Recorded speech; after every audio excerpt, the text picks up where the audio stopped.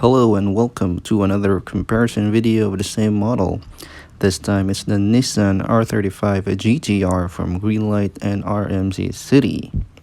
Both are in a white paint with some differences. We have seen a lot of these from other brands, like there are tons of R35, but these two hasn't had the recognition it got, unlike the mainstream brands.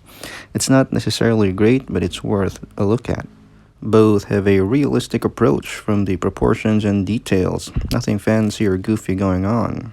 So full details at the front with plastic lens headlights, but the RMZ City has a more depth to it. If you look closely, there is a molded projector lamps inside the headlight housing. Very impressive for a basic car. The Greenlight, on the other hand, is fine, but there's a little bit of detail inside, but not as apparent as the RMZ. The hood line is much more sharper on the RMZ than Greenlight. Different wheels, but both have rubber tires. I like the gunmetal finish on the Greenlight, and the detailed side vents and the fender is a nice touch. RMZ City has none of those, unfortunately. The body lines, however, is far better here. Check out the door handles and door lines. A little softer here in the Greenlight. The door handle is almost non-existent. Full details at the back, painted taillights, Nissan badge on the trunk, and a GT-R emblem beside the circular taillights, and a quad-tip exhaust. A little budget looking here in the RMZ City. The taillights is an all-red affair, but it does have the Nissan logo and an R logo. Interestingly enough, the GT is gone. Both feature a separate piece for the spoiler.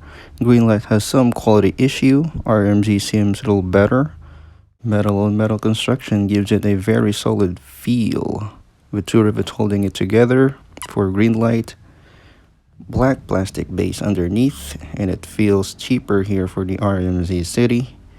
But I do love this awesome looking wheels, the rubber tires as threads. It is a better looking wheels in my opinion. A simple looking 5 spokes for the Greenlight, which is, it's alright, but the gunmetal finish adds some style to it, along with the white paint. Clear tinted windows reveals a precise plastic interior. Look at that dashboard and the rear seats, complete with molded side mirrors. Looks very realistic here, and I think it looks better than the other one. Speaking of the other one, Greenlight is again on the softer side, and with dark tinted side and rear windows, it's almost impossible to look what's inside.